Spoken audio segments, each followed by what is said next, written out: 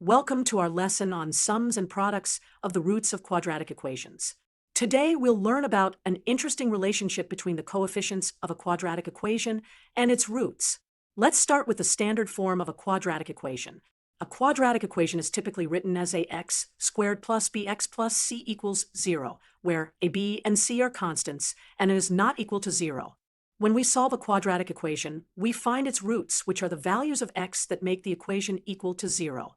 Let's call these roots r and s.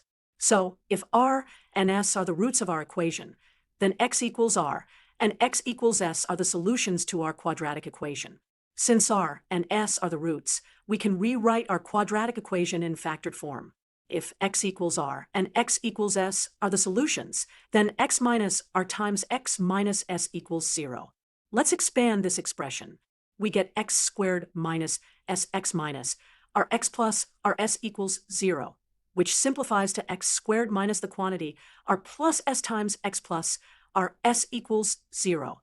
Now let's compare this with our original standard form, ax squared plus bx plus c equals 0. For these two equations to be identical, the coefficients of like terms must be equal. So we have a equals a negative a times the quantity r plus s equals b, and a times our s equals c. Let's rearrange these equations to find expressions for the sum and product of the roots. From the second equation, negative a times the quantity r plus s equals b, we can divide both sides by negative a to get r plus s equals negative b over a. Similarly, from a times r s equals c, we get our s equals c over a. So, we've discovered two important formulas regarding the roots of a quadratic equation. 1. The sum of the roots equals negative b over a. 2. The product of the roots equals c over a. These formulas are extremely useful because they allow us to find the sum and product of the roots without actually solving the quadratic equation. Let's look at an example. Consider the quadratic equation x squared minus 5x plus 6 equals 0. Here, a equals 1, b equals negative 5, and c equals 6. Using our formulas, the sum of the roots is negative b over a, which is negative of negative 5 over 1. So that's 5. And the product of the roots is c over a, which is 6 over 1, or simply 6. Let's verify these results by actually solving the quadratic equation. We can factor x squared minus 5x plus 6 as x minus 2 times x minus 3 equals 0. So, the roots are x equals 2 and x equals 3. Indeed, the sum of the roots is 2 plus 3, which equals 5. And the product of the roots is 2 times 3, which equals 6. This confirms our formulas. Let's try another example with non-integer coefficients. Consider the quadratic equation 2x squared minus 7x plus 3 equals 0. Here, a equals 2, b equals negative 7, and c equals 3. Using our formulas, the sum of the roots is negative b over a, which is negative of negative 7 over 2, giving us 7 halves. And the product of the roots is c over a, which is 3 over 2. Let's visualize this relationship with a graph. Here is the graph of y equals 2x squared minus 7x plus 3.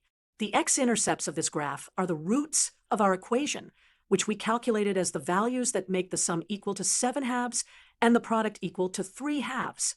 Using the quadratic formula, we find that these roots are approximately x equals 0.5 and x equals 3.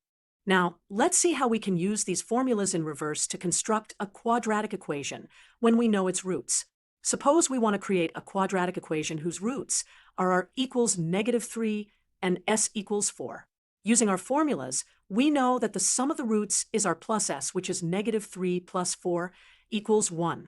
And the product of the roots is r times s, which is negative 3 times 4, equals negative 12. From sum equals 1, we get negative b over equals 1, so b equals negative a. From product equals negative 12, we get c over equals negative 12, so c equals negative 12a.